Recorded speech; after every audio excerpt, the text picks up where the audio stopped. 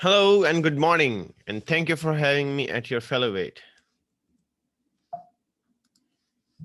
I'm Mudassar Azimi, working under the leadership of Christina Ross as lead product designer for our amazing Pioneer Design System.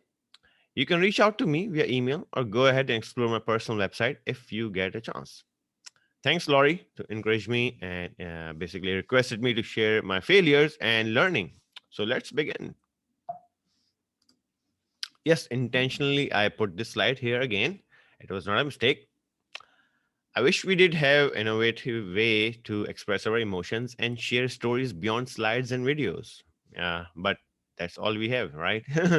I'll share with you two stories, and that's it. They will reflect my belief, which is failure is just a learning curve. It helps you increase your culture quotient, your culture intelligence. So, story number one. Back in 2002, when I landed at San Francisco airport after my long haul flight from Karachi, Pakistan, imagine 28 hours of long flight. Two layovers. One was in the Bangkok, which I enjoyed a lot, and spent almost $40 on a pocket PC case out of my $200, which I had in my pocket. Yep, that's true. When I landed San Francisco airport, I had only $150 in my pocket. Imagine that.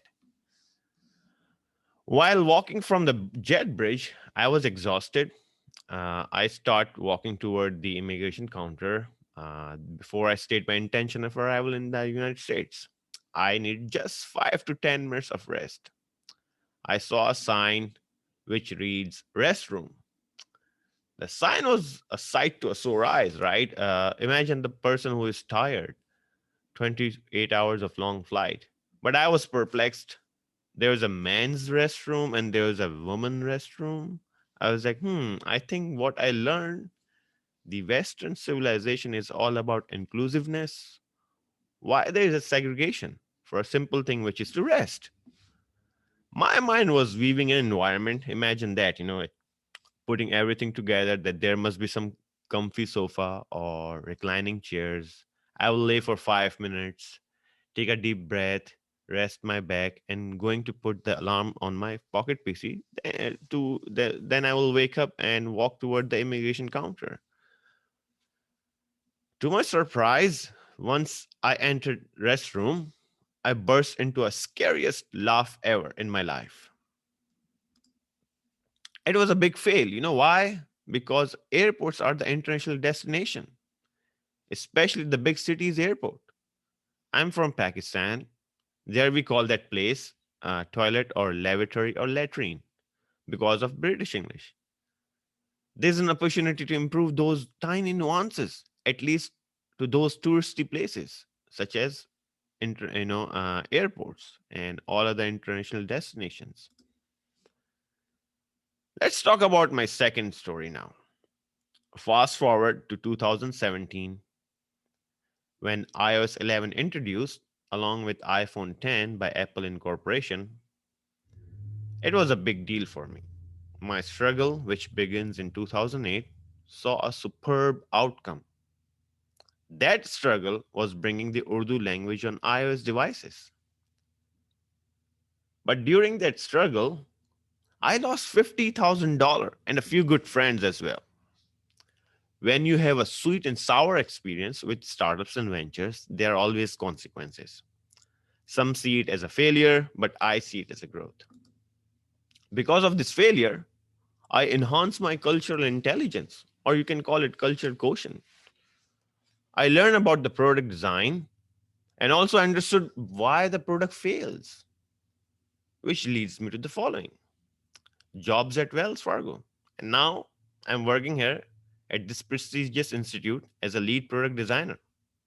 I got a chance to teach at UC Berkeley as a UX UI instructor for their boot camp. I helped and learned numerous from UX newcomers from different culture here living among us and abroad, and also learned few more valuable lessons, which are how to understand detect the biases even in the product design, how to self reflect on all the actions in my daily life. I also learned the formula about how to stay neutral and be mindful, neutral for the specific product or for the specific event. At least when it comes to product design, yep, that's my forte now. My only complaint right now with all the Silicon Valley companies which is they're still not demonstrating cultural intelligence. They do tend to focus more on left to right language. For example, if you try to design an app in Figma or a Sketch for Arabic or Urdu language or audience, it is still a struggle. You will face lots of alignment issue, the line height issue, and what have you. I'm recommending my mentees to use the Apple Keynote if possible, who are coming from the Middle East or from South Asian countries, because only one company, in my opinion, able to understand that bit, which is Apple Incorporation. Thanks to Urdu inclusion, it helped Apple to see the market of 500 million people. Being the world tech mecca, which is the Silicon Valley, only Apple able to do something about right to left language.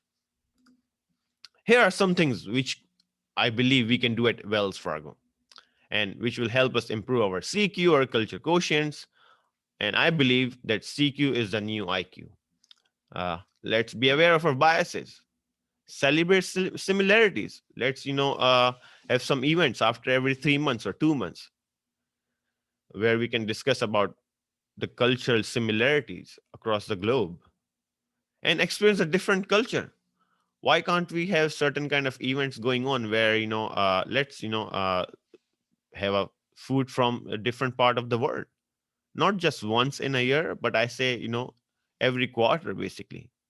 Learn new language. We can learn hi, hello, and I would say some numbers, numerals, and months and days in different languages. That will give us certain kind of insight, at least, right? When we are talking with the people who are English, who English is not their first language, and seek more information. For example, if I see someone's behavior is a little bit different, he's not very upfront or a little bit warm. So let's see, is it because of the culture thing or what's going on? Instead of bringing our biases around us. So that's all I have for you. In the end, if you are ready to fail, you won't grow and you won't become wise. Embrace the failure. Make sure you're writing down your lessons along the way. Thank you, everyone. Have a superb one. Bye.